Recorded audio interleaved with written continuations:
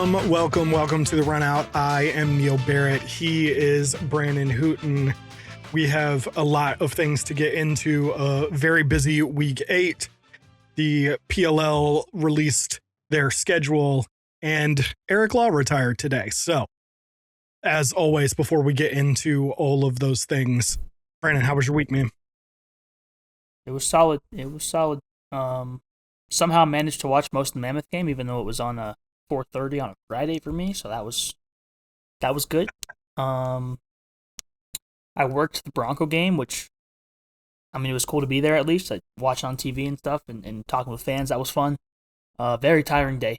It ended up being like a 13-hour day in total, but not bad. And yeah, I mean that's about it. Just living. Worked the Bronco game. That's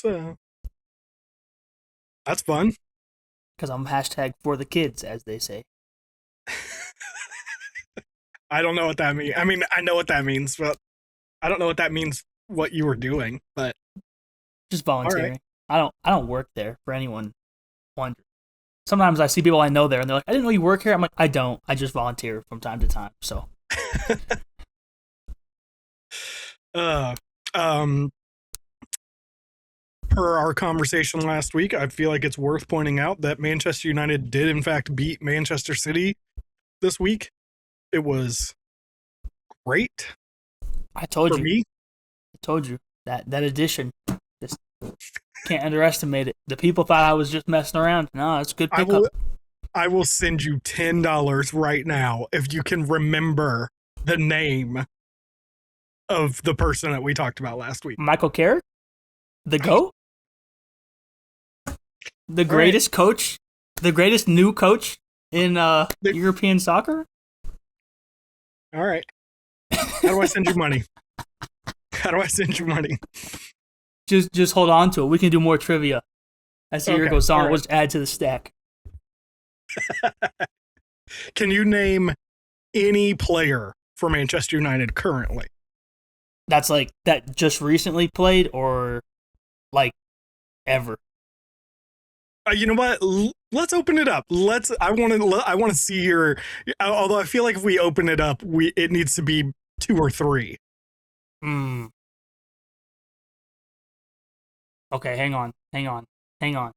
Ronaldo played for them at one point. Ronaldo? Wait, I know that. It's Ronaldo. Hang on. I know his first name. Hold on. I only know the last names usually. Hang on. Cristiano Ronaldo. I only ask because there is another very, very famous Ronaldo. So yes, Cristiano Ronaldo. Yep, that's one. Okay. There's another soccer name that people who have never seen soccer know that famously played for Manchester United as well.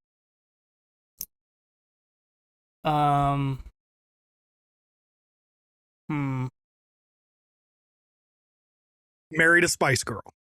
Married a Spice Girl? You're dating yourself. I don't even know. You should know this name. I don't know that one, but what about Patrick Dorgu? Okay. All right. Does that count? That is a current player. I don't even know where you pulled that name from. Okay. I may have just, after our conversation went and dug around a little bit, but that's about Did you? That's about the extent of my knowledge, I think. Married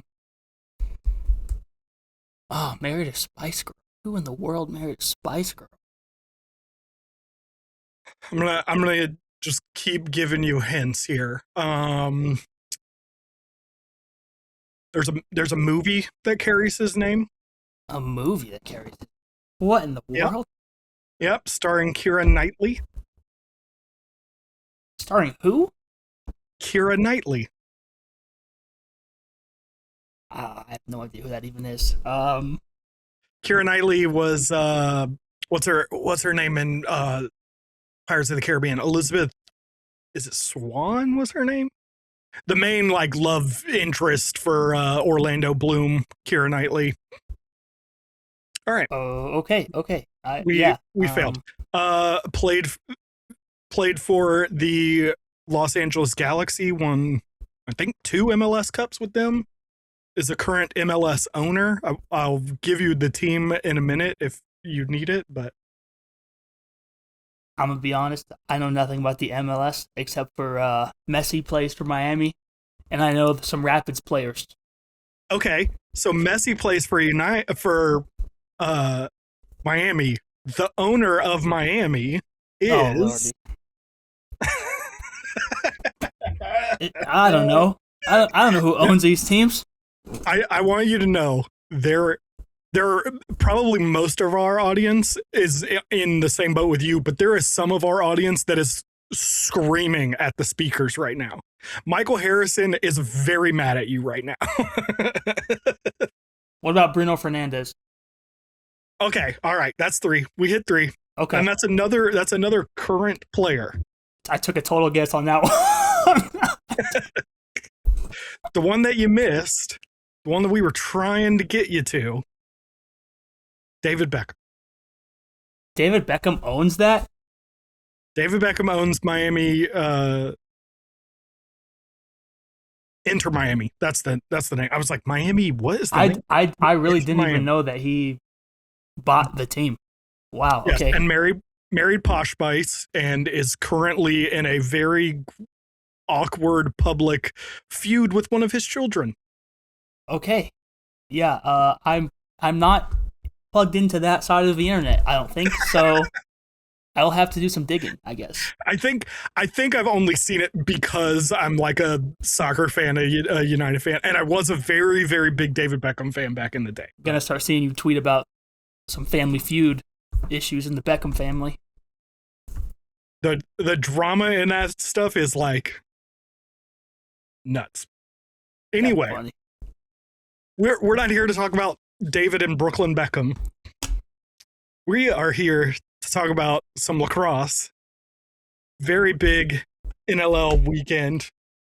Lots of games.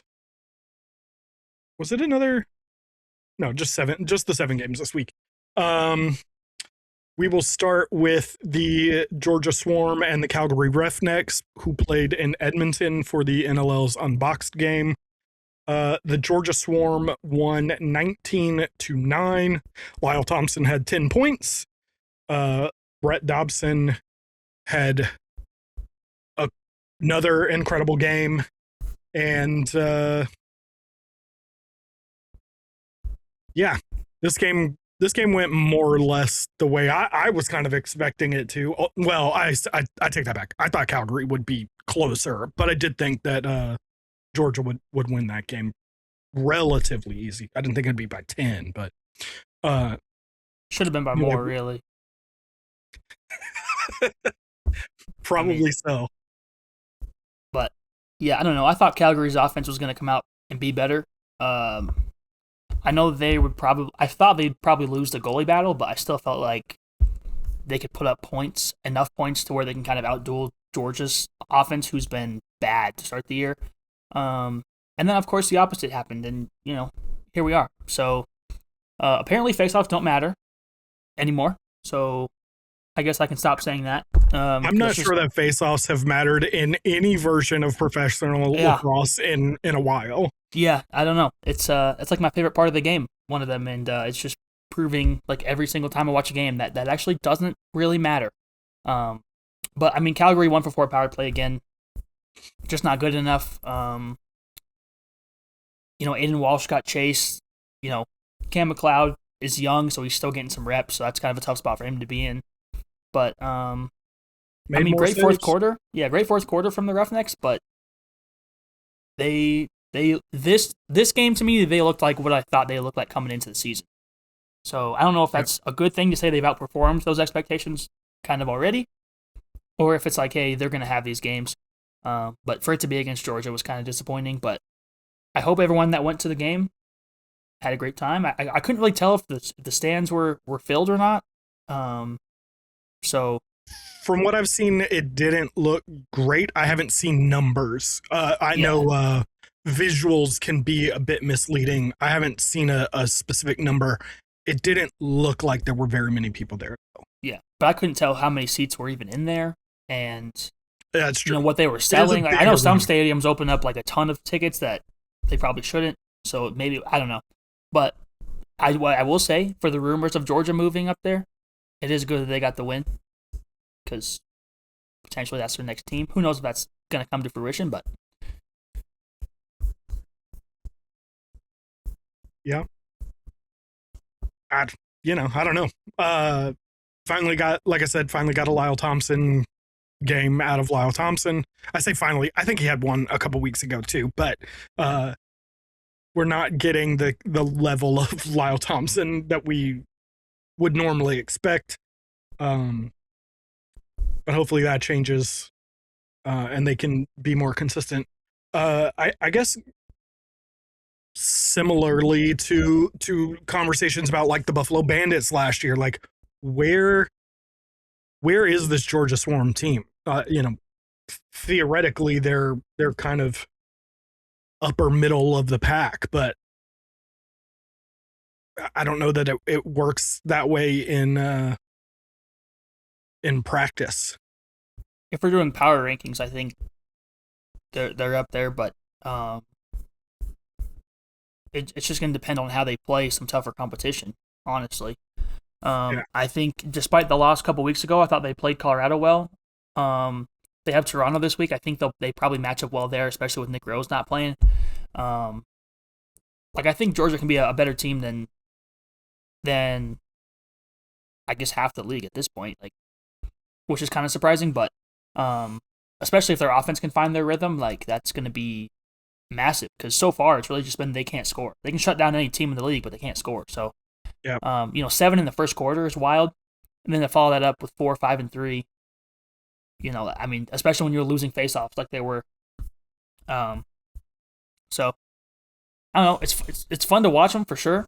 But I am curious to see how they can string these together, and if Lyle's kind of coming along as well. I'm not expecting him to put up 10 points every game, obviously, but be more stereotypical Lyle. Yeah. Yeah, I mean that's the big thing here is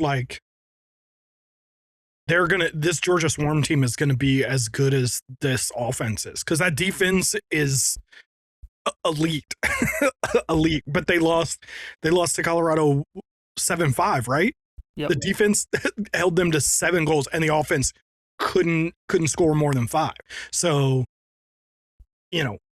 when the offense is working, when Lyle Thompson is working, I'm not sure there's a team in the league you wouldn't say they're capable of beating. It's just that offense doesn't get a whole lot. Doesn't play this way very often. And so then the question becomes, how much of that is the fact that they're playing Calgary, and how much of that is the fact that the offense played well? It's one of those things. We probably won't ever really know how much of which is which, but yeah, I don't know. I want to believe in them because of the whole defense wins championships kind of idea, but not unless we're seeing this kind of output from that offense more consistently. I also just realized that I have apparently put these games not in the correct order.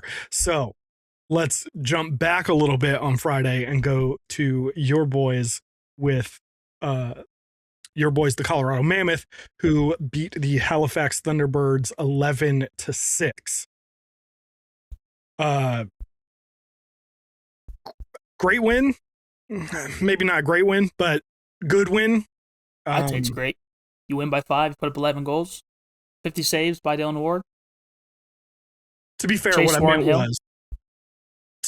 meant was maybe not a good win, because I don't know that this Halifax team is the team that we thought they were 2 weeks ago. But yes, the Mammoth specifically did everything that they would have wanted to do. Dylan Ward is continuing to be near the top, if not the top, of goalie performers this this season. He's top 3. You got him top 3? So him, I'm assuming you got Dobson up there, and then CDB. Who?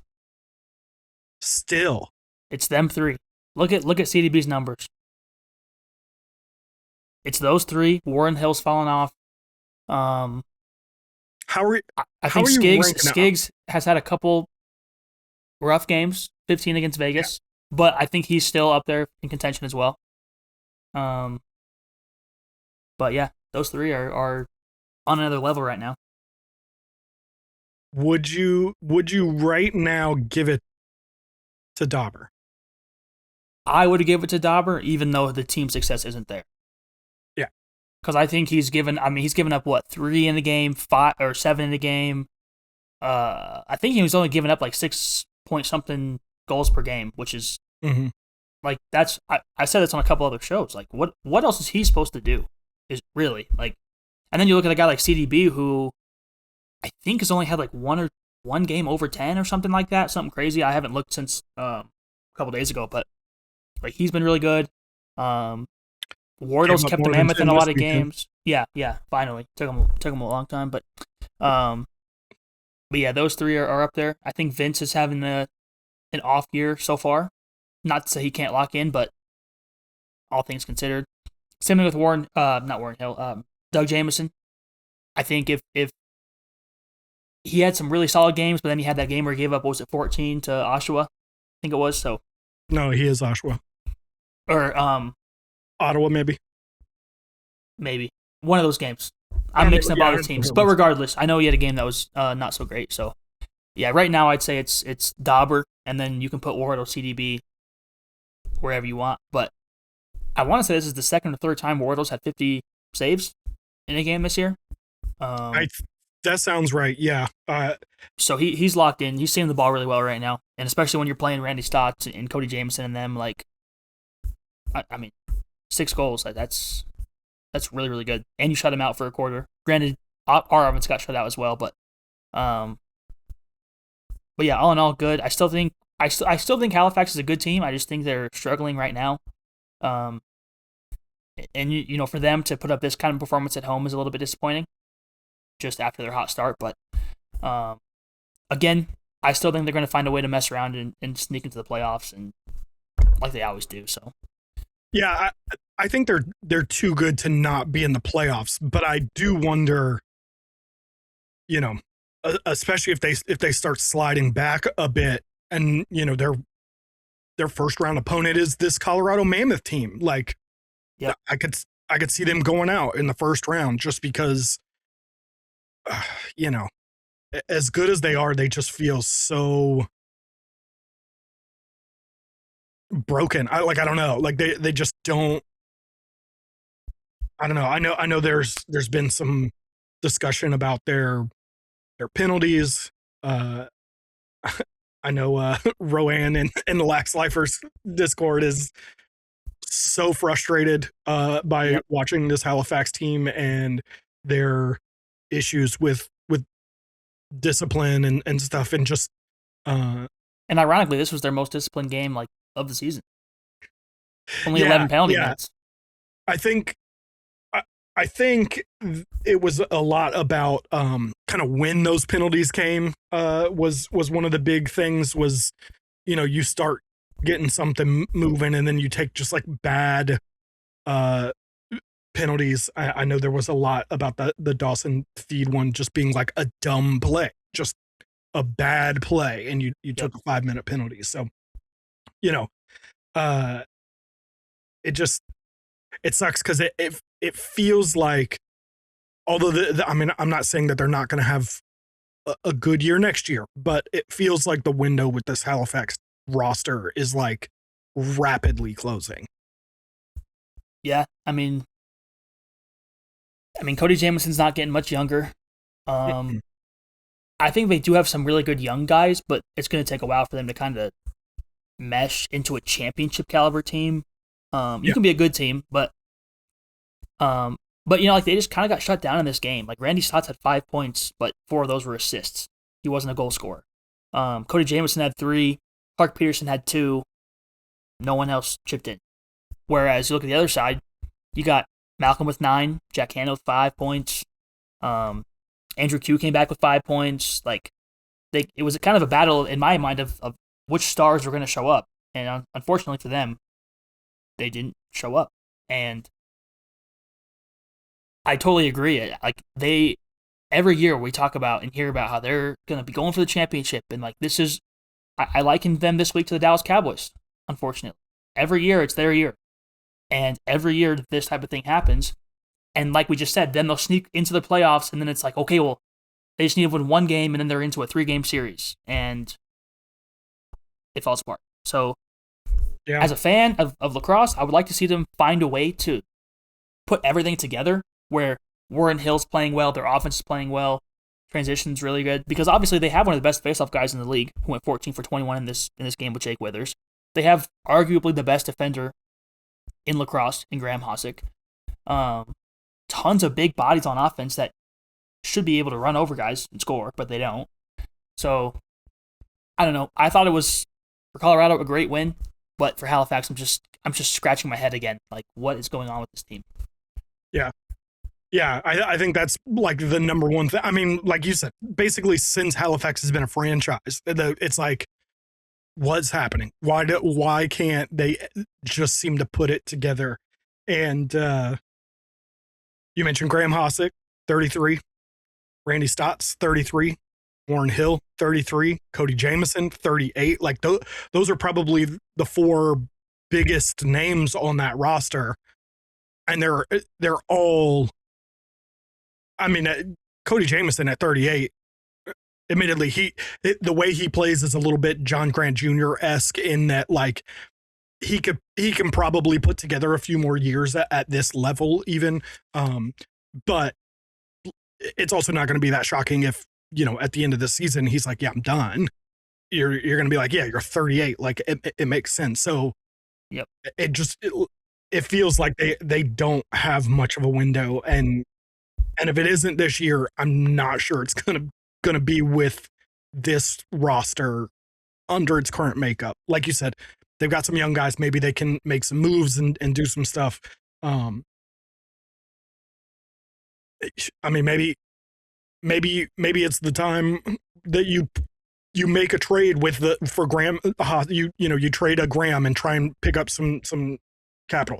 They're not going to do it. I'm not crazy. They're gonna always feel like, well, they can make, like you said, they can get in the playoffs, they can win a game, and then they're going to series, and they're going to always feel like they're in that position. But, you know, at some point, it might be time to make that move. Yeah. Or you can't. I mean, again, credit to Dylan Ward and the defense for doing what they did. But Dawson Feed 0 for 11 shooting. Randy Stotts 1 for 14. Clark Peterson 2 for 9. That's all right. Brendan Bromberry 0 for 5. Like, these are big name guys that need to cash in at some point in the game, and it just hasn't come. When they're all cashing in, it's deadly and it's insane to watch. But and especially in a year where so far the Bandits don't look as threatening. Maybe you say Colorado takes that position. I think there's a couple other teams that maybe kind of take that position, but even then, like, this is the time for Halifax to strike, in my opinion. There's really only one team, maybe 2, that's like bona fide championship teams. That's Sask and Rochester. Then you have like kind of that bubble of the Buffaloes, the Vancouvers, throw in the Colorados, whatever you want. I'm like, Halifax has to fit in there, and right now they just don't.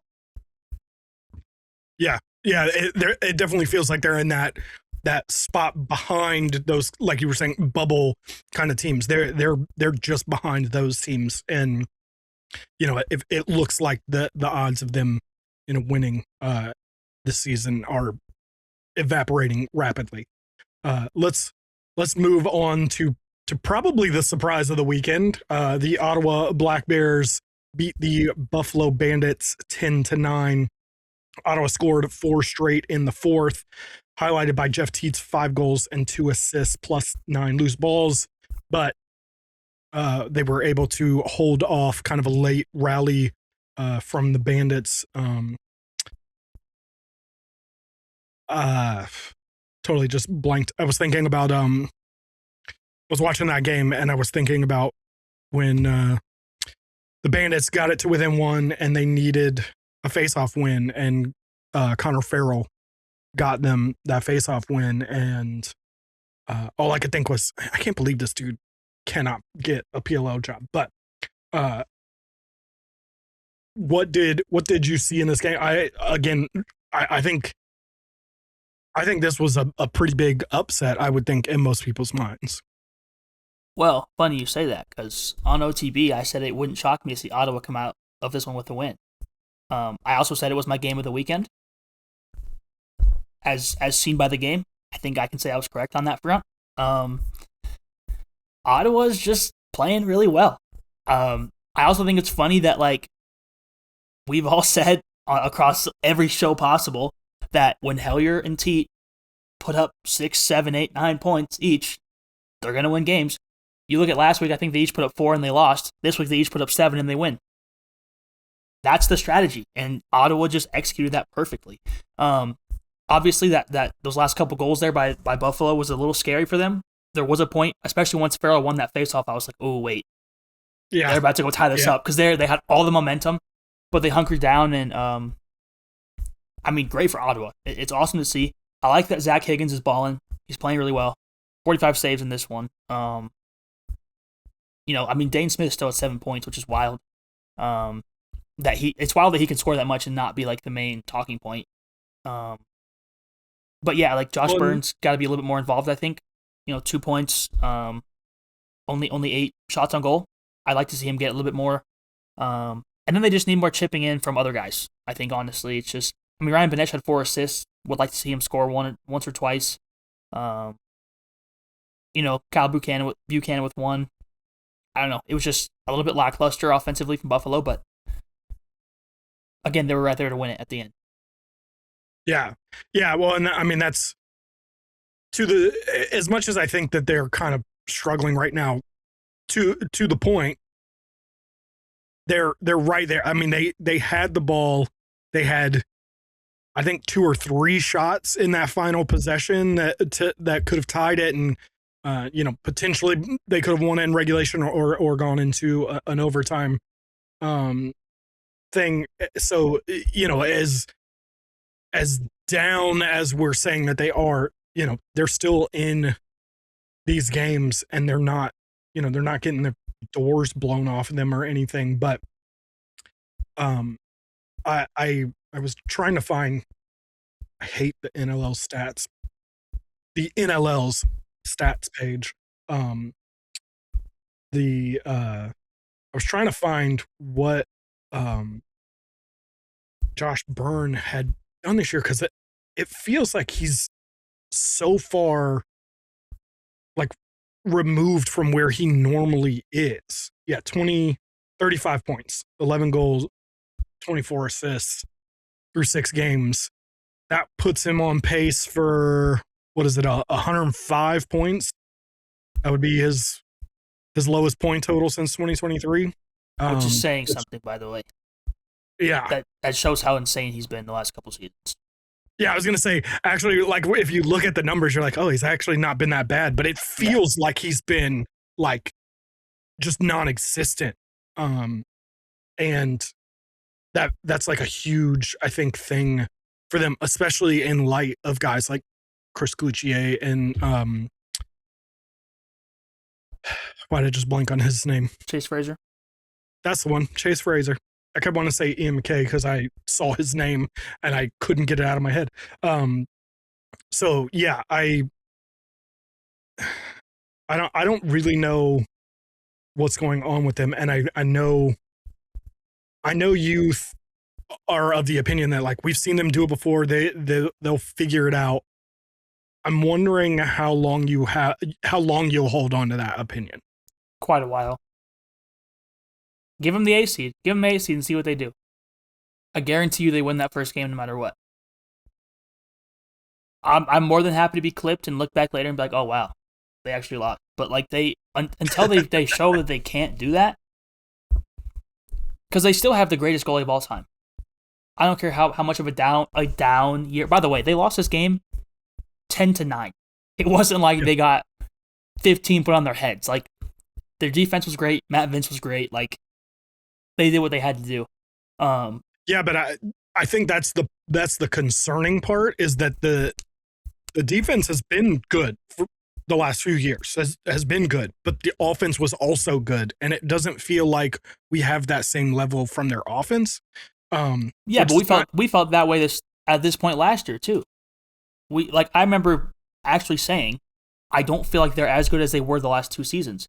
And then at a certain point, they flipped the switch, turned it on, and three-peated. Like, until they're eliminated from playoff contention, I'm going to believe that they're going to keep going. Like, that's like, now granted, if they sneak into the 8 seed at like 8 and 10, maybe there's a little bit of doubt, but even then, they're still in the playoffs with Hall of Famers on their team. You guys heard it here first. The Buffalo Bandits are winning the NLL championship. I didn't say all that now. You said until they're eliminated. Until they're eliminated, I'm going to believe that they can win, because that's what they've shown that they can do. All right. For 3 straight years. Who wins right now between them and, I almost said them and Ottawa, like they didn't literally just play, between them and Colorado? Like, if they were playing today? Yeah. Colorado. Just because I think Dylan Ward's playing out of his mind right now.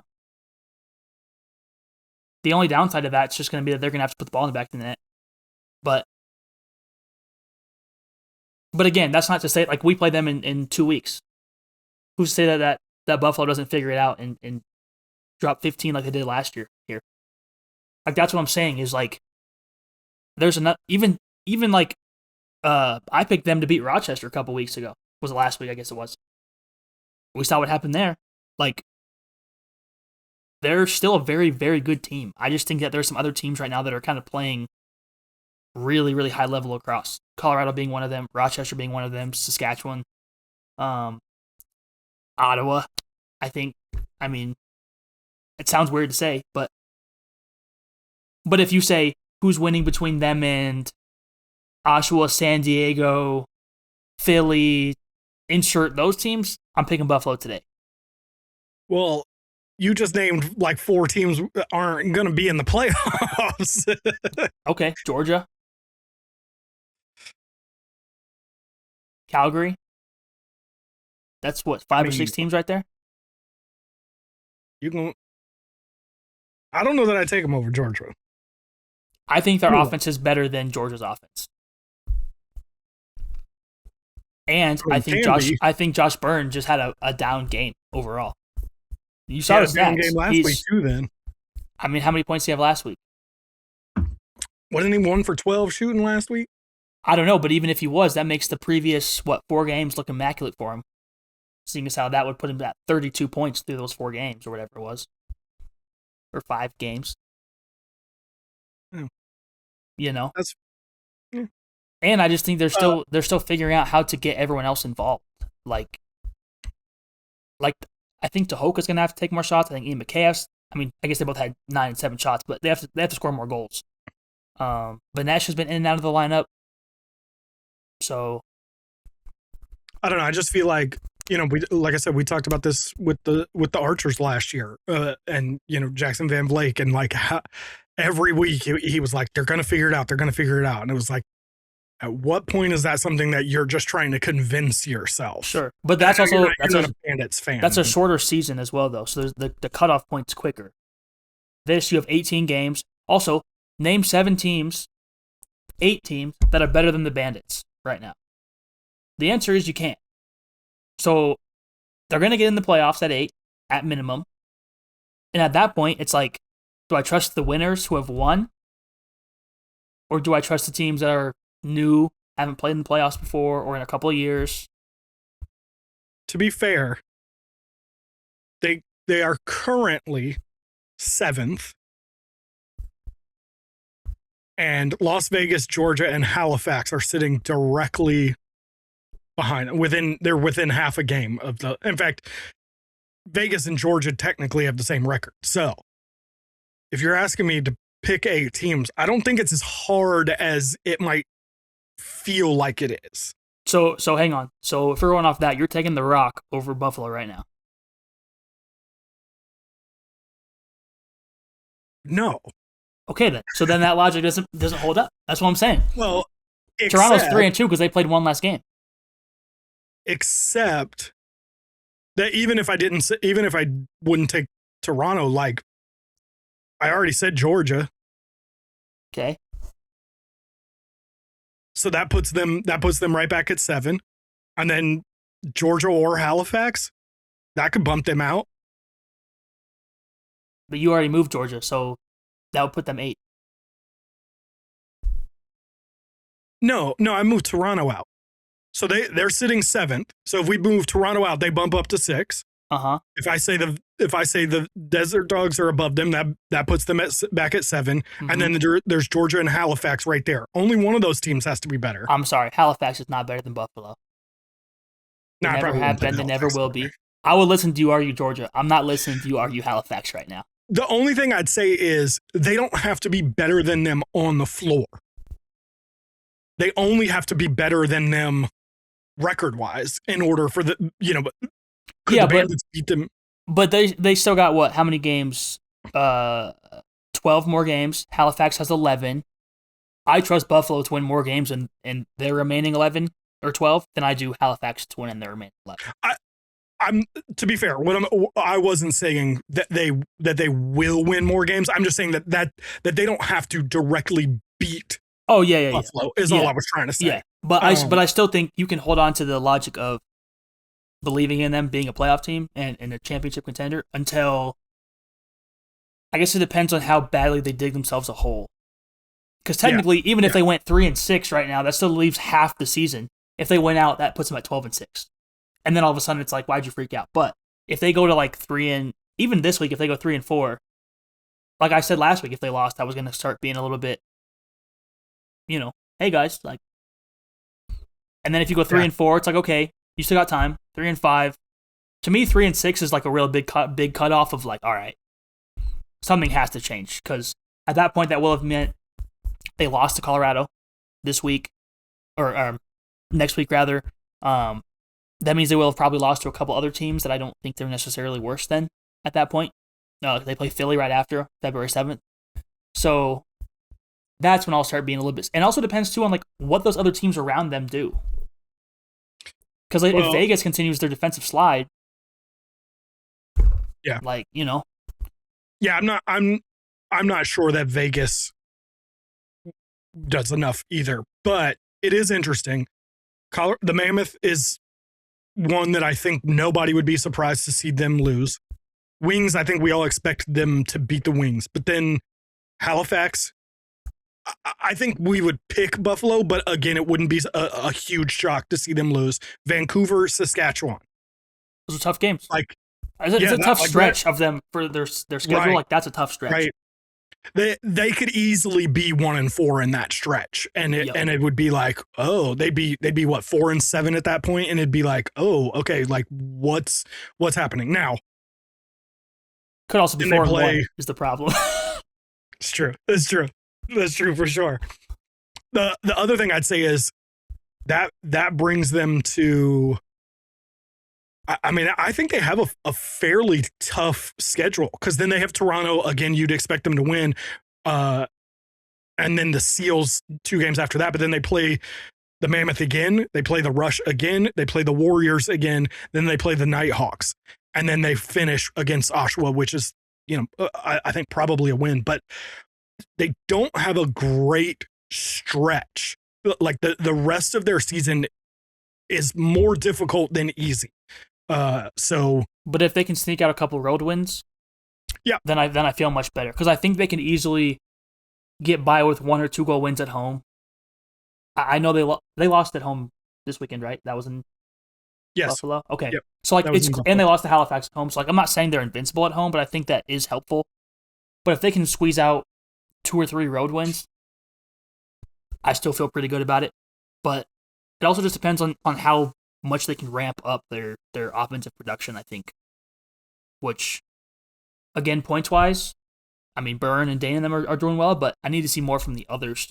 And I know defensively they're banged up, with Disnu missing some time and Belcher missing some time. So that's the other piece of this too, is how long are those guys out? Like, so we'll see. As of right now, I still believe in them, but we still got, 12 more weeks of 9 of those I think you just said are like high playoff teams. So high playoff teams. Yeah. Like probably top 4 kind of playoff teams. So, like I said, not an easy schedule, and I was just looking at this. It's crazy to see. Admittedly, this is 4 weeks ago. Things have changed. Things are different, but it's funny to see they beat the Roughnecks 13-7, and then Georgia just beat the Roughnecks 19-9. So it's like, oof. But yeah, there's a lot up in the air. Let's move over to the final game of Friday night, which arguably could have been a bigger upset, honestly, with the San Diego Seals beating the Vancouver Warriors 11-9. This game was kind of crazy.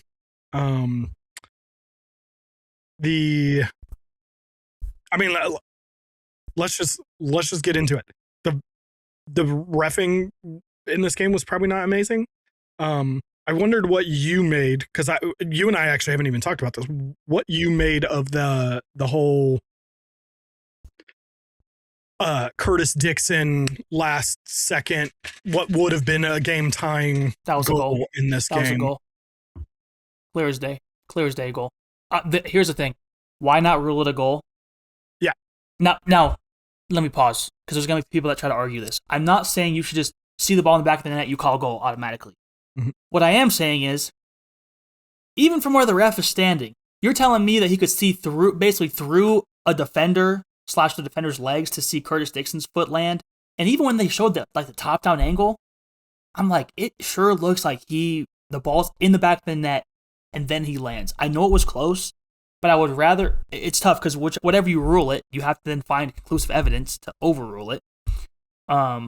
But I just feel like we see most of these situations get ruled a goal. It then gets said, they say there's no conclusive evidence to overturn it, which one fan base hates, one fan base loves. But that's how these things go. So for that to kind of be ruled that way, I disagree with it. I also, again, I thought he was out of the crease, to be honest. That said, they should have pummeled San Diego. So you don't want that to be the case. Beat them in the first three quarters. That's the other piece of this, Yeah, I always hate the we lost, and no, you didn't lose on the Curtis Dixon call. You lost in the first quarter when you only scored 1. You lost in the third quarter when you only scored 1. You couldn't get it going. Hell, you lost in the fourth quarter when you only scored 2. You only had one truly good quarter, and it was the second quarter. So I don't want to get into excuses. You didn't lose because of the Curtis Dixon call. However, like you said, that has to be called a goal on the floor. He's clearly a foot outside of the crease when he leaves his feet, and then Danny Logan collapses on him, is blocking the ref's view, and the ball. There's so many things going on, happening so quickly all at the same time. You cannot see that and call that a non-goal. You have to call that a goal and then go to review. And then, yes, you're probably going to get an inconclusive and the goal's going to stand. But the tie should go to the offense in pretty much every play in sports. I just think more than anything, it's funny you say that because we had a play in the Bronco game that I won't get into. But anyway, I don't even necessarily think it has to always go to the offense. I just think when you're having a crease dive and the guy's still shooting the ball at a very high rate of speed, chances are it's going to cross the goal line before the foot lands, drags, whatever. If he stepped in it on the launch, easy. You saw it, call that. But right. I just saw people say well, the ref's view was different from the other. I'm like, look at where the ref is standing. Danny Logan launched like this next to him. Like, Yeah. Maybe I'm totally wrong, and that ref has, had a plainest debut, but I just didn't see it that way. I also saw some people say stuff about, the moment and when it was called. I disagree with all that talk. Like, it doesn't matter when it happened. I still would argue it should have been a goal. Would the momentum have been sick for Vancouver? Yes. But that does not play into my decision on that at all. But nonetheless, I mean, both goalies were outstanding. Even CDB only gave up 10 goals. Chris Riglieri, 9 goals. And I know we talked about a couple weeks ago about, when is Vancouver going to kind of take off? And I feel like we're still waiting. It's going to come, I think. That's another one that I think I'm going to hold on to for a little while. But it's tough to see for now. Yeah, but I mean, at least Vancouver's sitting in 4th right now. Like, yeah, exactly. I mean, that's the thing is they're still winning games. That's why it's like not an issue. It's just when you look at the talent on the roster, it's like you guys should be, and especially like, you like San Diego, who's losing to Calgary and Toronto, and like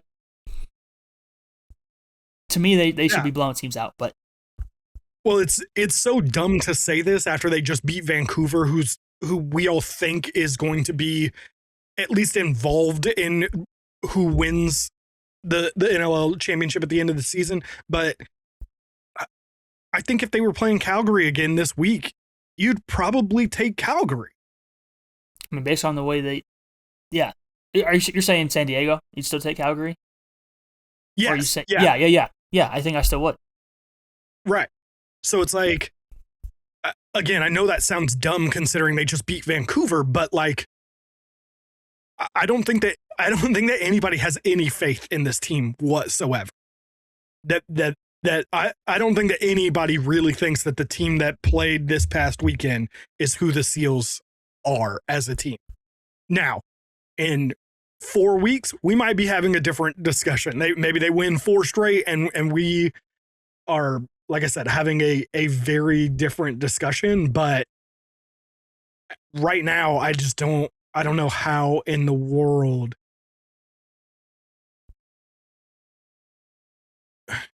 they play Philadelphia this weekend. Who's your pick? It's a toss-up, which says something. They actually play the Wings in back-to-back games. The Wings are such a gritty group is the problem. Yeah. It's not that I think the Wings are better. I just feel like they are... sorry. I do, I guess, think that the Wings are better, but not like talent-wise. They're just, like you said. Yeah, I don't know. It's tough to pick right now because, like, I mean, they just beat the Warriors. Yep. Yeah. Well, and again, it's Philadelphia twice, the Rush, and then the Firewolves. They could go 4-1 from last weekend through that mix, and when we'd be having a completely different conversation come, February 15th or whatever. I mean, they have the better goalie. They have the better faceoff specialist. Offensively, we can say that about. Do I feel that way? The teams they've played. I know, but like offensively, do I feel like they're better than the Wings? I think they're pretty even. I think this is as close of a coin flip week for them as you can get. I don't think that the games against Toronto, Calgary, and even Vancouver necessarily help San Diego's case. Because it's like we've seen you lose to the bottom feeder teams and now beat a championship contender. So, I don't know. Good win for them than this one, though. It's very helpful to get one against a team like this. And it was in Vancouver as well, which is big for them. Like, to steal one on the road is good. So, if they can continue this type of performance, then I don't care how they play. Just get the wins. But it just feels very just like makeshift right now. Just like, we'll just put these random guys in the lineup and then hope it works out. Yeah, and maybe this was them figuring out, hey, this is a lineup that works for us, and they're gonna keep some things consistent for a few weeks and actually make a little bit of a run. Again, opposite the Bandits, they have a stretch coming up that looks favorable for them. So again, maybe we'll be having a different conversation, but right here, right now, this feels like the flukiest of flukes. So big upset. Let's move over to Saturday night where we saw another very large upset. This was an upset weekend. Well, not completely, but there were some upsets. We saw the Toronto Rock beat the Rochester Nighthawks 11-10. This game we actually did the watch along in Lax Lifers Club. That was fun. I thought this game was over early. It was 6-2 at halftime, and then the Rock rattled off 7 of the next 10 goals to tie the game, and Mark Matthews scored the game winner with 58 seconds left. We'll get into the controversy at the end. They did lose Nick Rose in this game, and he was put on the IR this week. We'll talk about what they did with that later, but this game was also especially fun to watch because both Sam English and Owen Hiltz are Syracuse guys, and the entire Syracuse team was in Rochester watching this game. It made for some very enjoyable watching. It kind of reminded me of remember Jordan Faison scoring last year for Notre Dame with the football team on the sideline. It was kind of similar, although honestly even more than that was maybe I forget who it was. Was it Langeberry, I think, that hit the air gate in front of Gary Gate? I didn't get to watch this game, so I have no idea. Oh, I think it was Langeberry. I don't know if you call it an air gate in box because, it's just kind of a dunk. You're taller than the net is. So, but it was still pretty cool to be like, hey, Gary Gates right there. Anyway, all that to say, I'll shut up now. Yeah, I don't know. Just a bump in the road for Rochester. That's the way I see it. Just a couple bad offensive quarters, which isn't like them. 1 for 4 on the power play. Not much else to say. I mean, losing Nick Rose obviously isn't ever helpful. So I don't know what the severity of that is. I know he's on IR right now, which sucks, but it was interesting because watching it looked like it might hurt, but it did. I mean, I didn't think it was that bad. And then he walked off on his own power.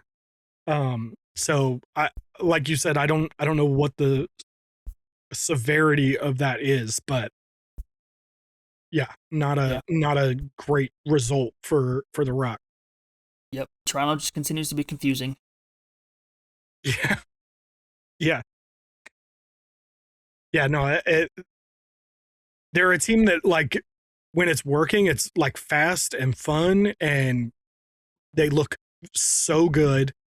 To be completely honest, Sam English was all over the place and had probably 5 like one-on-one with the goalie kind of fast breaks, and only buried one of them. And it was like, man, if he hits another 2 or 3 of those, like, it's not even a game at that point. So I thought they played really well, but they just don't play like that very consistently. A somewhat recurring theme in this game, like there was in the previous game, it was a 1-goal game. Rochester had the ball with a minute left, and twice Rochester shooters hit Rock defenders inside of the crease, and nothing was called. I did see a discourse about this. Yeah, the second one I thought was kind of iffy. I could see how it could go either way based on how the rule is written. The first one, though, felt very definitely the kind of play that that the rule is trying to eliminate. We can argue about whether the rule is good or necessary or whatever, but the kind of play that the rule was written to get out felt very much, and I say this as someone who wanted to see Toronto win, it felt weird to not see that penalty shot come out. Yeah, but this is what happens when you put in a rule that's very hard to officiate. I mean, because the problem is, what is the defender supposed to do in that situation? Just stop and just like stand like a pencil, just hoping it doesn't hit him. Like I don't know what else you're supposed to do as a defender when like you're taught to jump in front of shots, and like that's, I don't know. That's one of those things that I think with any kind of major rule change, in football, we talked about for several years, people were like, well, what's the safety supposed to do? Like not just let the wide receiver catch it. And players learned and adjusted. And so we're just kind of in a little bit of an adjustment period. And it's one of the reasons why I think the second one, I'm like, I can see why you wouldn't call that, because I think it was more of a defender just kind of like moving through the crease, not trying to block a shot. He just got hit. But the first one was a guy like literally trying to like dive in the way and take a shot. And I don't know why they called it. Again, it's not the reason they lost. They lost in the first quarter when they only scored one, and in the third quarter when they only scored one. And there were 100 other plays that happened. So it's not the reason that they lost, but it does kind of suck when you get to that. You get that game back down to one, and then you have something like this that could put you in tie the game and send it to overtime or whatever, and you don't get that call. So.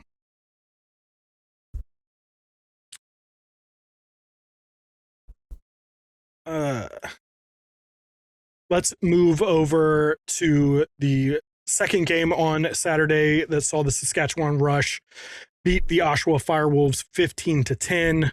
The Rush extended their winning streak to 5 straight games. I don't know what, I feel like every week I have to apologize, even though I haven't even said anything about the Rush in forever. I still feel like every week I have to apologize to Rush fans and be like, and to be completely fair, I think the 15-10 kind of flatters Oshawa. I don't think Oshawa was 15-10 good.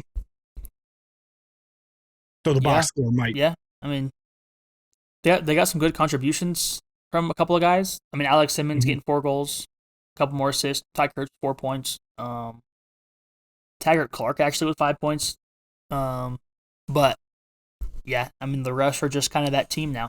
I think this is how we talked about Buffalo for several years, and now it's just like, yep, they did what they're supposed to do. Nice job. I mean, Ryan Keenan with 8 points. That dude's on an absolute tear this year, which is good to see. But I mean, yeah. Zach Mans only needed 5 points in this one. Shanks was 7. A couple more with 3. Like, yeah, I don't know. At this point right now, is anyone capable of slowing the Rush down?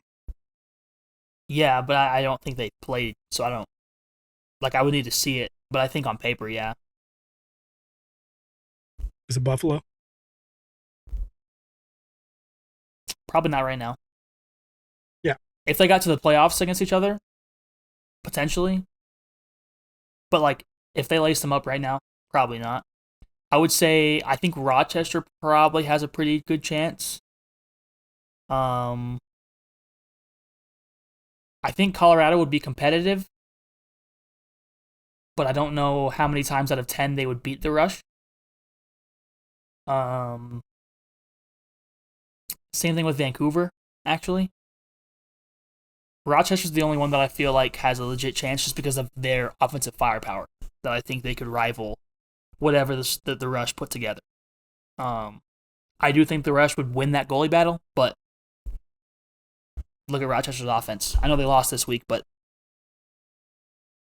those guys are really, really good. So Yeah, and Rylan Hartley has it in him to be, very good. Like you said, especially across consistency. Yeah, you're probably going with the Rush, but Ryan Hartley does it at times when he wants to. Okay, let's move over to the last game of the weekend that saw the Las Vegas Desert Dogs beat the Philadelphia Wings 10-7. I don't know that there's a ton to really talk about in this game. Adam Patra was very good. I felt like every time the Wings felt like they were about to start doing something, all of a sudden Adam Patra popped up and made some kind of play. But I guess the good news is Brennan O'Neill had 5 points. I don't know. Yep. Eric Pennell with 4 points as well. Joey Rez with 4. No goals, but I do really find myself really enjoying watching Eric Pennell play. He's a really good player. I think he's probably the most underrated free agency signing that we saw this year. Mm-hmm. I mean, he's played well in most games that I've seen, but yeah, just the rest of their offense just really wasn't there. I mean, again, Joey Rez with no goals, Dalton Young, no goals, Michael Sowers 1 goal, 1 point. It's tough. I think it's a good sign that they didn't give up that many goals to Vegas, though. Like, only giving up 10. I mean, that's a small moral victory right there. That's like, okay, your defense and goaltender can at least do it with some of the best offenses, especially when you look at it. This was a home game for Vegas too. It wasn't like they were, at home themselves. So I like that, but yeah, just kind of got to put it all together. And yeah, I mean, it's tough when you give up 4 goals in the first and you score 1, because now you're digging yourself out of a hole the entire game. And, so. Mm-hmm. Yeah, I mean that first quarter is really the difference. That's your 3-goal difference right there. Yeah. So, and it kind of felt that way watching it. Was like, they just never quite kind of got back into the game. I mean, there was a few points where it was a 1-goal game or whatever, but it just never really felt that way. But I don't. This felt like a game that played out kind of the way we would have imagined it did, So I don't know that there's really a crap ton to talk about in that game. Let's look ahead to this coming weekend, where we have San Diego at Philadelphia, Vancouver at Ottawa, Georgia at Toronto, and Oshawa at Colorado. I'll just say, I think several of these are, almost all 4, probably all 4 of these are going to be like close, good, fun games. There's only one that I'm really all that interested in, and that's Vancouver and Ottawa. I want to see if Ottawa can carry, off the back of that Buffalo win and, go not go into Vancouver because Vancouver's coming to them, but, do a similar thing against Vancouver. But that's kind of it for me. San Diego and Philadelphia, I think they're not, again, it'll be a good game. I'll watch it, but I don't think that either of those teams are consequential to the NLL standings at this point. Colorado should beat Oshawa fairly easily. I think that's fair to say. And Georgia Toronto, I think, is going to be fun, but I don't think Toronto's got it in them. So, yeah, I mean, those first 2 games for sure, I think will be good games because they'll be close and kind of go blow for blow. But Georgia Toronto, in my head, I think of them in the same light, but then I think about no Nick Rose. Yep. Is Georgia's offense going to kind of, continue that run they're on kind of from the Calgary game? I don't know. And then Colorado Oshawa, my only doubt is just that you have two really solid goaltenders. So could that be a lower scoring game? Absolutely. Could also be. I mean, we just saw Doug Jamison give up 14 last week, so we'll see. I'm obviously excited for that because I'll be in the building, but the other, specifically the first two, I think will be pretty fun. But I think Georgia and Toronto kind of is like a sneaky, could be good, but it's going to take some stellar Toronto Rock goaltending, I think. So, one thing we should probably mention, although I don't know that it really changes too much, is that Toronto picked up Steve Orleman from Buffalo. I'm assuming that's a backup. I'm assuming they're just going to roll with Troy Holochuk, but yep. But that's a pretty big get. So who knows? It may end up being something. And of course, we also don't know how long Nick Rose is out. So I'm assuming usually with an IR, there's a specific timetable someone has to be out. I don't know what that is. I don't know. I feel like if there is a time frame, it's only like a week, like one game week.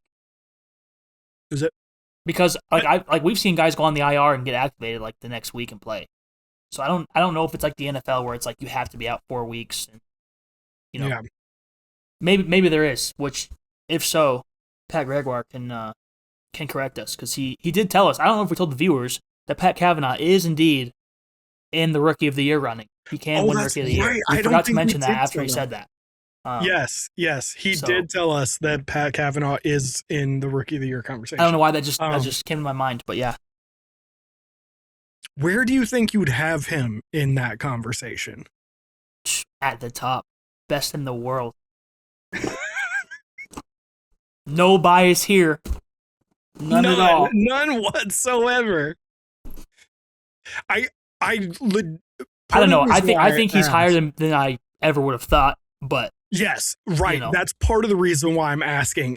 It's not because I actually think he'll win it, but because I'm like, he's so much closer than I ever thought he would be. Yeah, but I also think like, okay, I know we said it was Owen Hiltz's award to win, and he's been sneaky good, but CJ Kirst has been loud good. Yes. So yes. From that point, I'm also kind of like, well, wait, there's these two guys in Toronto.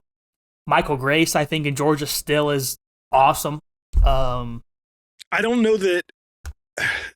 I don't think Michael will win it, but no. I think he should be, if he continues. If CJ fell off a cliff, I could see them giving it to Pat before they would give it to Michael Grace. Yeah, which is just because.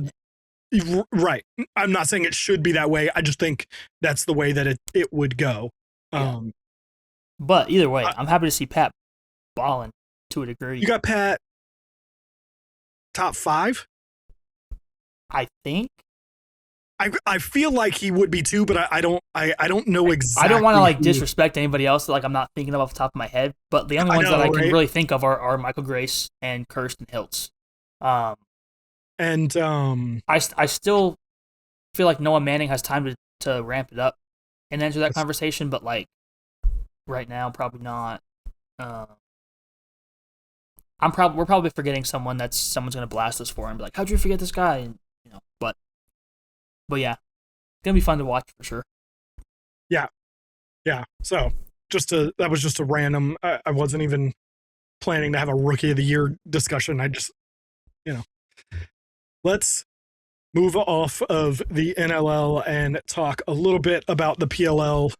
Since I actually was like, oh, we don't even have anything to talk about. And then I've realized that right after we recorded last week, we had a whole bunch of stuff happen in the PLL.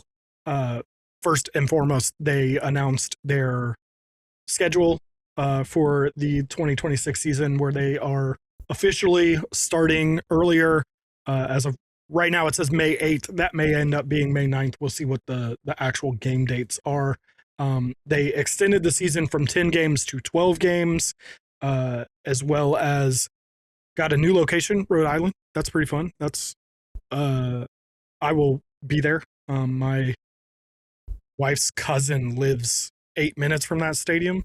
So we've already made plans to be there. First time pro lacrosse will be in Rhode Island ever that I'm aware of.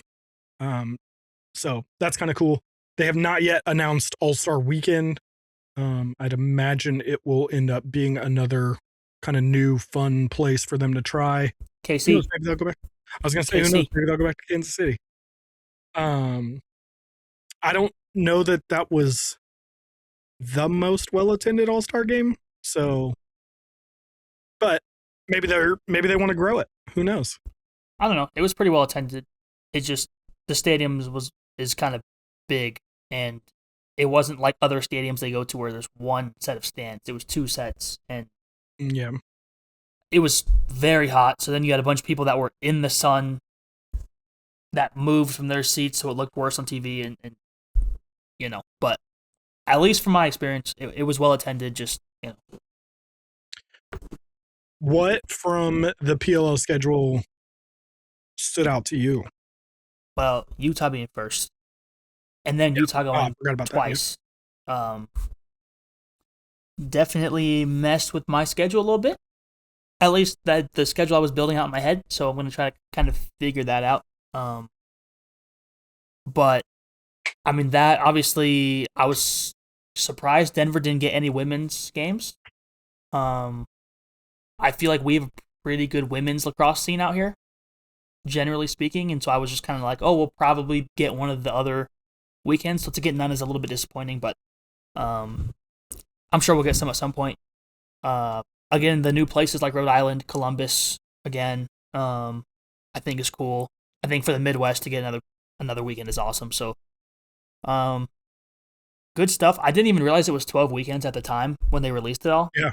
Until someone was like, well, there's 12 weekends. I was like, oh, yeah, that actually makes sense why there's so many things on this graphic. Yeah. But yeah, I know people are you know, hate the new scheduling. As someone who can't attend most weekends, I like it as a fan. So I know some people that usually attend a bunch of weekends now can't, so they're rightfully upset about that. But yeah, I think it's good. I still wonder how much further into the spring they'll go. Because I know like the schedule still's through the same amount of time. Because there's like extra bye weeks built in there somewhere, and so we'll see how it plays out. But overall, first glance, I like it a lot. Yeah, I think it's cool. I like seeing the places. I like the places that they've started going consistently now. You know, Rhode Island will be fun. We'll see how that works out. But, you know, going back to Fairfield, going back to Columbus, going back to Northwestern in Chicago, I think that's all great. I think moving New York Atlas homecoming weekend to Short on Long Island is going to be interesting, considering that New York's homecoming has always been in Albany. And then they also moved Maryland's homecoming from Homewood at Johns Hopkins to Ridley Athletic Complex on the campus of Loyola. So those are two I'm really interested in seeing how those things go. I think Hofstra has been a very good lacrosse location in the past. So I'm interested to see, especially because in the past when they've had it there, they have done it at the same time as the big like New York State tournaments, and so they don't get as good of a crowd there. But I believe, and nobody quote me on this because I have no idea, but I believe that is not the case this year. So it could be a really good opportunity. Might be it's probably before your time, and at least in terms of field, but Sure actually had what I would consider, and people can disagree, they can list their own list on their podcast, but what I would consider probably one of the greatest, probably the greatest game ever, the Albany Notre Dame quarterfinal that saw the Thompsons and Matt Kavanaugh play back in 2014, and Sergio Perkovic and all those guys, Nick Ocello and those guys. And that place was packed. It was loud. It was so fun. And so I think if you can get something like that, it could be really, really cool. But moving on to other PLL news, also what happened last week that I know you've already gotten a chance to talk about on some podcasts is Roy Colsey is out as the Carolina Chaos head coach. Dan Arestia reported that they couldn't come to terms on a new deal with the new CBA. Roy Colsey wanted a salary bump that was more in line with the players who were getting, I believe it's 11% is what they have been reported. And what I was told, although I have not seen it confirmed anywhere, was that they offered Roy Colsey about a 4% bump, and he said no. And I can get that from both sides. I can get Roy Colsey being like, I'm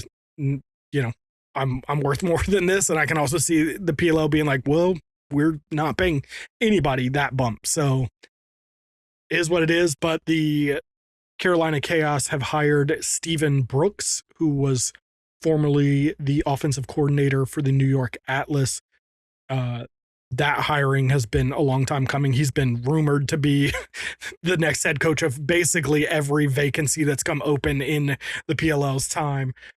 He's a very well-regarded offensive coordinator. The only thing I would say is it worries me that it took so long. I'm not worried about that. I don't know what took so long.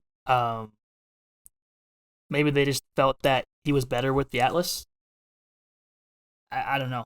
There was definitely a point in time where it felt like they were building out coaching staff to a degree that meshed well together. So I almost wonder if it was just like maybe he's not ready yet in their eyes, but now I don't know. This is just speculation, but I love the hire though. I think it's great. Yes. My thought was, okay, the first one was the Atlas opening, and he's in the running for it. He was their interim head coach at the championship series that year. Did a phenomenal job. The Atlas went undefeated through pool play. They amassed a plus 27 goal differential, and only just barely got beat by the Chrome 24-23 in the final. Otherwise, they'd have won that championship. But Mike Pressler's coming in, and it's like, okay, Mike Pressler's a big name. He's getting back into high-level coaching, everything. Okay, cool, got it. Then Andy Copeland drops out, and he's being rumored as the Water Dogs head coach, and Bill Tierney comes in. It's like, okay, it's Bill Tierney, like, cool, got it. But then when the Carolina Chaos job came open last year and the Redwoods job came open last year, it was like, okay, one of these has to go to Stephen Brooks. And then they didn't. And that was the weird one for me. Roy Colsey has tons of experience. I think if I remember correctly, he won at least 2 MLL championships as a head coach. Cool, got it. No hate on Anthony Kelly whatsoever. And obviously he's been very good for the California job, but like, why wasn't Stephen Brooks there? So that's not to speculate on why or anything. I just am like, why? What did we see that kept him out? That being said, like you said, should be a great hire. Should be a very good hire specifically for that Chaos team, because he very specifically is an offensive coordinator who has built the New York Atlas into the best offense in the league, except for maybe your Outlaws. But at least over the last 3 years, it's been the Atlas as the offense. So and that's what the Chaos need. They need an offensive coach. That defense is there. That defense is solid. I mean, they've got a couple of things they need to figure out, but the defense is there. The defense is solid. It's that offense that needs the help. So the last note is I'd assume near and dear to you, and that is that Eric Law has announced his retirement today. He retires with 297 goals, 42 points. He is 442 points. He's 11th all time in points. He was a 3-time MLL champion, 4-time All-Star, and a 2017 Offensive Player of the Year of the MLL. Joe Keegan tweeted out, I saw this right before we jumped on, Eric Law retires with a 50.3% career shooting percentage. He is the only player since 2004 to make more shots than he missed with a minimum of 100 shots. That is an insane stat. I am curious why the 2004, not because it diminishes the stats. I just thought, pro lacrosse as we know it started in 2001. So what happened between 2001 and 2004? But either way you slice that, that's an insane stat. Retiring, making more shots than you missed is insane. So I don't know if you got a chance to watch the PLL's video about him. It's about 12 minutes long. If you haven't, go watch it. It's really good and kind of emotional. I don't know what your dealings are with Eric Law, if any.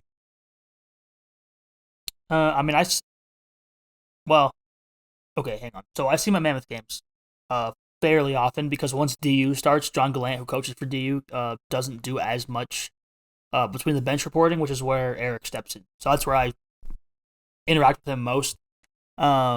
Obviously, gave him a quick fist bump at PLL Denver this weekend. He actually reached out to me, which I was like, we were just passing by, and I was like, oh, I wasn't sure if you recognized me, so I just was, doing my job, whatever. So that was kind of cool. So we know each other, but I've never talked to him necessarily a ton. But obviously, not only have I seen all the highlights from the MLO days, saw a bunch of his PLL stuff. I see all the stuff he does with local Colorado Lacrosse, which is awesome. Everything he does is sick and it helps grow the game, which is cool out here. But the funny thing about this was all the people that were like, wow, so crazy. And I'm shocked, as if he didn't say after the season in the presser that he was very thankful that Pseudo brought him back for one final run at this thing. I'm like, I thought we all kind of knew he was retiring. I guess some people didn't, but I don't think as many people watch pressers as I guess not. I kind of thought it was kind of like hey, this is one last ride. That's why he played that second game in Denver, which was awesome, by the way. I'm so glad I got to see that because I was kind of worried that they weren't going to play him in one of those games. So, yeah, it sucks that he's done, especially because he only played for the Outlaws for 2 seasons in the PLL, but 1 season for the most part. So, yeah. But he'll be around. Pretty much anyone that's involved with Colorado Lacrosse has run into him at one point or another, and he's just such a good dude too. That's it's sad because of how good of a person he is that you want to see him play, but I also think he knows that hey, he has other responsibilities. Obviously, he has a family, a young child. He does he runs a lot of programs that need his attention, and especially with where the Outlaws are right now offensively, it makes sense. So, sad to see, but also really exciting because now he's gonna have more time to kind of devote to all the other things. I know he was out in San Diego last week as a broadcaster doing the Seals game, so that was super sick as well to kind of see him expand that media role. But yeah, kind of a random announcement for Tuesday. Yeah, well, I think that was probably the shocking part for me was just that it wasn't so shocking that he retired, just that it just felt like the announcement came out of nowhere. I was like, oh, what in the world? Yeah, I guess there's not really a good time to do that. It's just kind of this. Here it is. Well, I feel like I'm surprised that players would do it now. If you do it, at the end of the season or within those first few weeks, it's okay, cool. I get it. Now feels, I don't know. I'm the season ended 4 months ago. I don't know. Who knows if he felt like maybe he could make one more run. Yeah. Especially just, you lose in the championship, but I'm sure at that point he really had his mind made up that this is it. Yeah. But maybe he's hey, I can be a player coach one more time, but then he ends up deciding not to, or maybe now he has more media stuff, or just whatever. There's a lot of reasons you could do it, but I am kind of shocked that I'm assuming he considered playing Champ Series. I thought that might be like the final thing of like, yeah, I can go play a couple of games, or load manage those games somehow. But I can also just see like he played so long, I'd be like, I'm done too. Like, at some point you just kind of hit that wall where you're like, yeah, I'm done. Yeah. Well, like you said, one of the best dudes in lacrosse. He's. I was thinking about it earlier. I was like, he's damn near Kyle Harrison level of like beloved inside the community of, nobody has a bad word to say about him at all. And as far as I'm concerned, and I'm an outsider, I'll let you, correct me if you feel otherwise. I mean, it basically is Colorado lacrosse. Is Eric Law, born, raised there, from there, went to DU, was an outlaw for a long time in the MLL, was, went to Atlas in the PLL, but then went back to the Outlaws. Like, that dude is Denver lacrosse. He runs City Lax now. Like he is Colorado lacrosse, but probably also even more specifically Denver lacrosse. So, like you said, bummer to see him go, but also one of those things, you get it. So, before we get out of here, Brandon, what you got going on this week, man? Just watching the Broncos lose. Someone's ever watched Jarrett Stidham play football and it shows. All right. No, you know what? What's funny? There's a guy on social media that I follow, and he had like a joke skit. What's his name? His name's Brandon something. But he had like a joke where all these old quarterbacks come to Sean Payton and tell him that he has to start Jarrett Stidham because it's the only kind of quarterback that the Patriots lose to is like bad quarterbacks that like shouldn't be there. Yep. So, Nick Foles put it on the timeline. He was like, "Don't worry, Bronco fans. The Patriots struggle against backup quarterbacks in the playoffs." I'm like, yeah.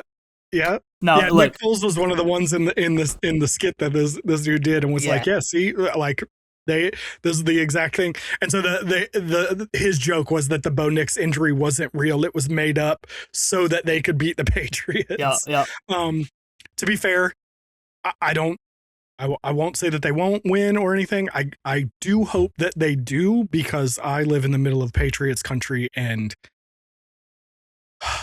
I could really use for them not to go to the Super Bowl. We all could. No, I don't know. We'll see. Thankfully, I got the Mammoth game before, so we can at least get some spirits up there. Hopefully, But it sucks if we lose. We made it further than we have in a decade, and if we had Bo, I'd feel much better. But it's a built-in excuse now. It's not even an excuse. It's just like it's a reason. Like any team loses their starting quarterback, and it sucks. Especially because I thought it was fake. Like when I heard that he got injured, I was like, that's not real. Like there's just I watched him walk off the field and smile at fans. Like there's no way. Mm-hmm. And just sucks that the officials won't call a holding in the end zone to end the game, which would have had him healthy. But that's neither here nor there. I won't get into that. It sounds like you want to get into it. Nope. It doesn't matter. It doesn't matter. He's injured. He's out. Stiddy time. Mile High Stiddy. Just saying. If he wins and goes to the championship, put him top 5 all time. If he wins the Super Bowl, he's top 2 all time. Maybe top 1. I just want the game to be competitive. Just give us a chance. So we'll see how I'm feeling next week. I'll either be really sad or somehow extremely happy. Somehow. Anything that you are doing? I kind of cut you off. I'm working the Mammoth, or I'm shooting the Mammoth game, and then I'm volunteering at the Bronco game. That's my weekend right there. Oh, I'm gonna attempt apparently there's like these small card shows that happen like every weekend, kind of close to me. So I'm gonna try to hit that up. Apparently it's mostly like Pokemon and that type of stuff. So I don't know how much sports there'll be, but I'm gonna go and at least kind of check it out, hopefully. But speaking of cards, I got this today. Oh, it must be nice. They won't send me one.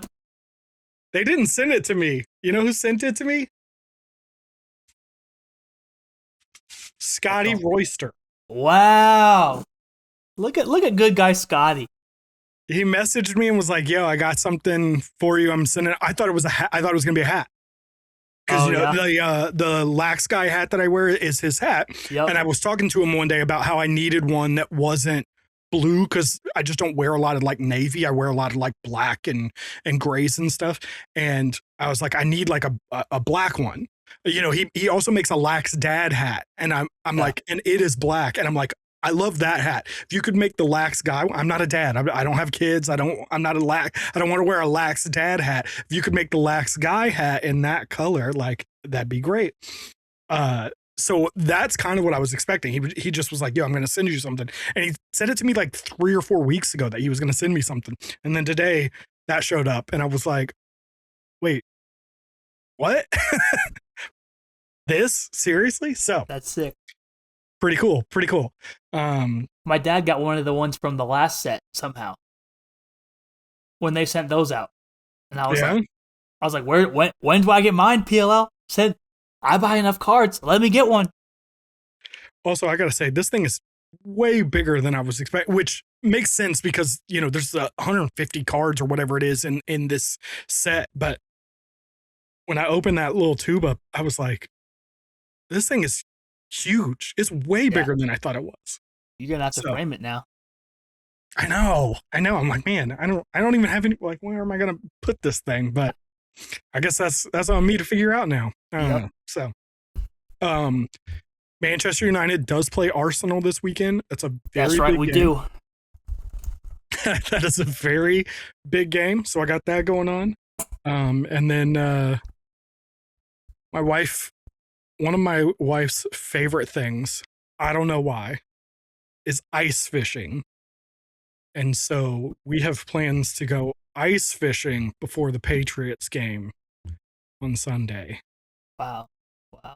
So yeah, she did say to me, she went to her sister's house while we were recording, and she did say to me before she left, "You don't have to go if you don't want to go," because she knows I'm not really. And I was you got to go. That's code right there. I know. You got to go. My wife really would be like, "It's totally fine. You don't have to go." But it's also one of those things, like, it really is one of her favorite things. Like, am I really going to not go? You know, whatever. So anyway, that will do it for this week. If you want to keep the conversation going, the best place to do that is the Lax Lifers Club.